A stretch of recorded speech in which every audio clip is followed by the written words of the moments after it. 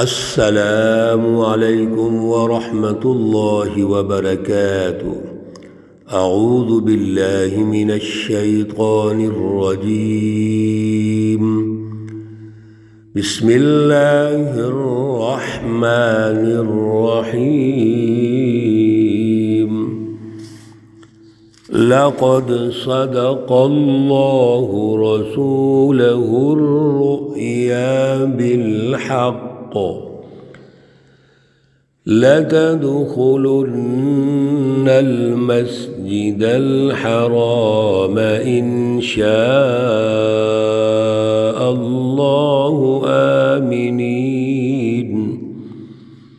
آمنين محلقين رؤوسكم ومقصرين لا تخافون فعلم ما لم تعلموا فجعل من دون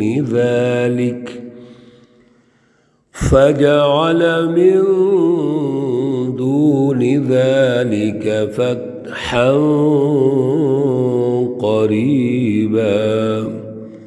صدق الله العلي العظيم۔ اللهم صل على سيدنا ومولانا محمد النبي الأمي وعلى آله وأصحابه وبارك وسلم عليه۔ معزز سامعین و سامعات، سورۃ الفتح آیات مقدسہ 27 اور 28، آخری رکوع سورۃ الفتح کا شروع ہو رہا ہے۔ اللہ رب العزت ان آیات کا فہم اور شعور عطا فرمائے اور عمل کی توفیق اور صلاحیت عطا فرمائے۔ گزشتہ درس میں اللہ رب العزت نے وہ حکمتیں ارشاد فرمائیں جو صلح نامہ حدیبیہ کی حکمتیں ہیں۔ یہ وہ ٹرننگ پوائنٹ ہے جہاں سے اللہ رب العزت قومی انقلاب کی تکمیل اور بین الاقوامی انقلاب کا آغاز اور فتوحات کا سلسلہ شروع ہو رہا ہے۔ میرے عزیزو، اللہ رب العزت نے رسول اللہ صلی اللہ علیہ وسلم کو جو ہدف عطا فرمایا تھا، آج کے درس میں وہ آ رہا ہے۔ اس ہدف کو غالب کرنے کے لیے اللہ رب العزت نے آپ کو دنیا میں بھیجا، آپ نے سچی جماعت تیار کی اور قومی انقلاب کی تشکیل کرتے ہوئے بین الاقوامی انقلاب کی تشکیل کی طرف بڑھ رہے ہیں۔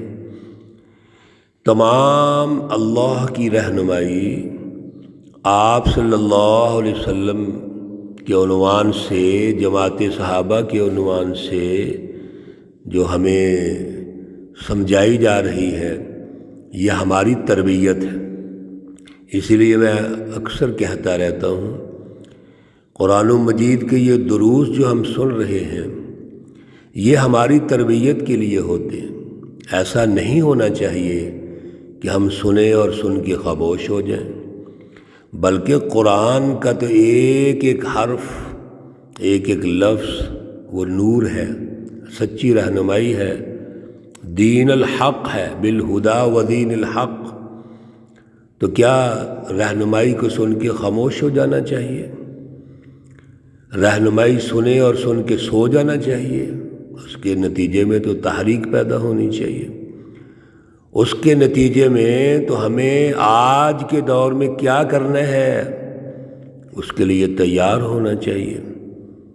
ہمیں پریشان ہونا چاہیے کہ ہم کہاں کھڑے ہیں آج، اور یہ سچی رہنمائی کیا ہمیں سمجھائی جا رہی ہے۔ اس کے اثرات و نتائج پہ غور کرنا چاہیے۔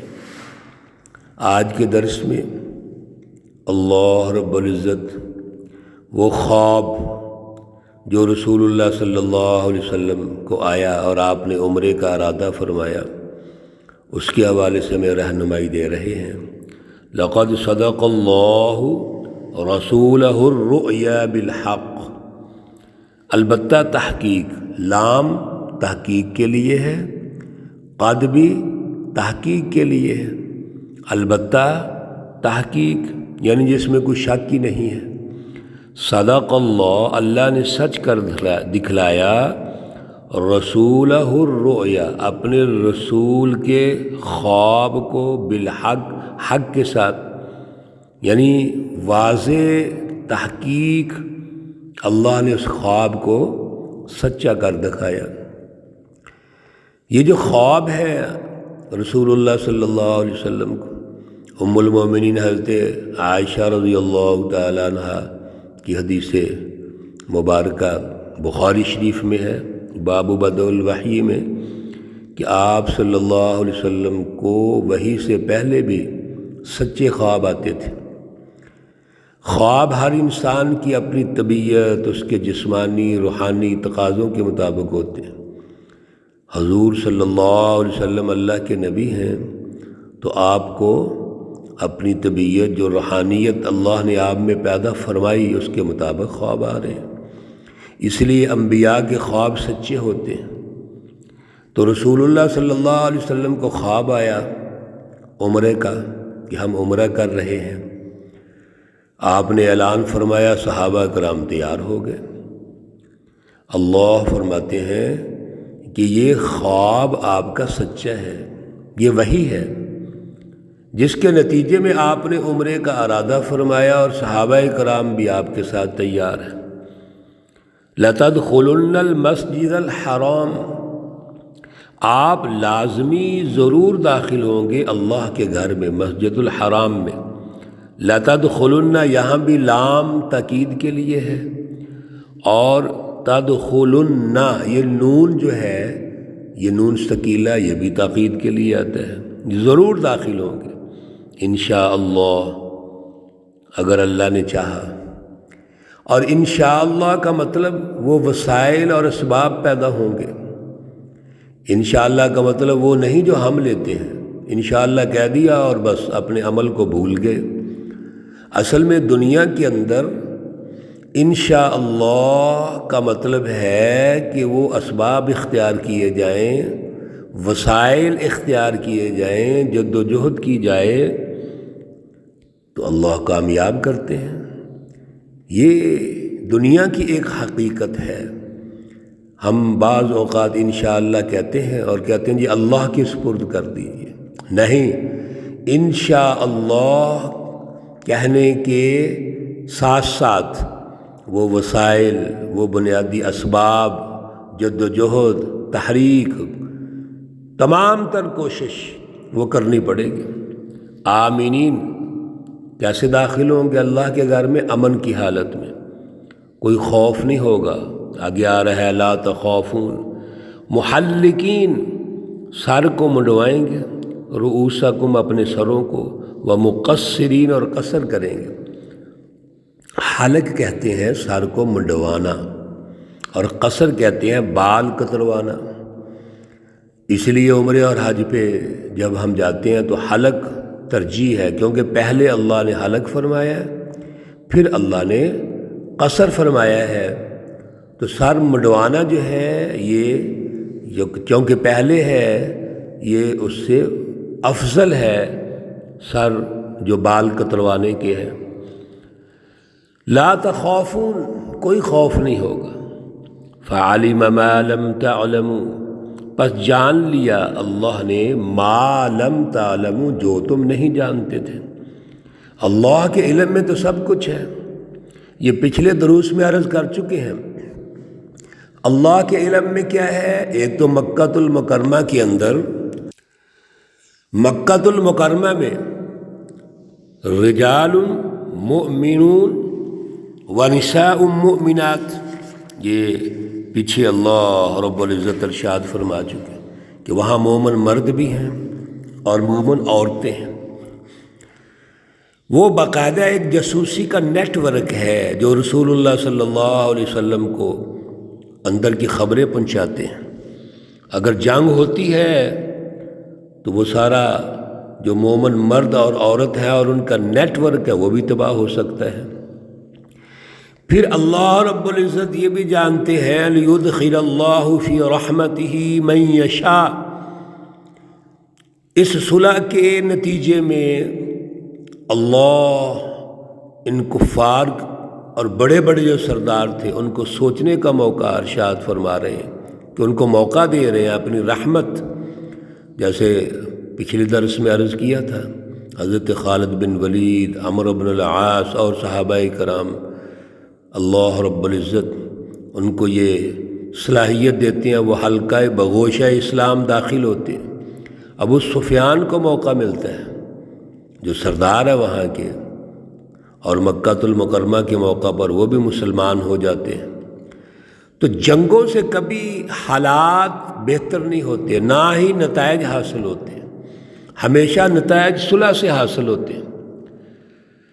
پھر اگلے جو اقدامات ہیں ہم تسلسل سے یہ سن رہے ہیں، تمام تر فتوحات، فتح خیبر، یہ سب صلح کے بعد ہو رہی ہیں۔ فَعَلِمَ مَا لَمْ تَعْلَمُوا، بس اللہ جانتے ہیں جو تم نہیں جانتے۔ فَجَعَلَ مِن دُونِ ذَلِكَ فَتْحًا قَرِيبًا، پس اللہ رب العزت آپ کو بہت قریب فتح عطا فرمائیں گے، اور وہ قریب جو فتح اللہ نے عطا فرمائی وہ فتح خیبر ہے۔ بلکہ یہ صلح حدیبیہ بھی یہ فتح مبین ہے، انا فتحنا لک فتحا مبینا، یہ بھی فتح ہے۔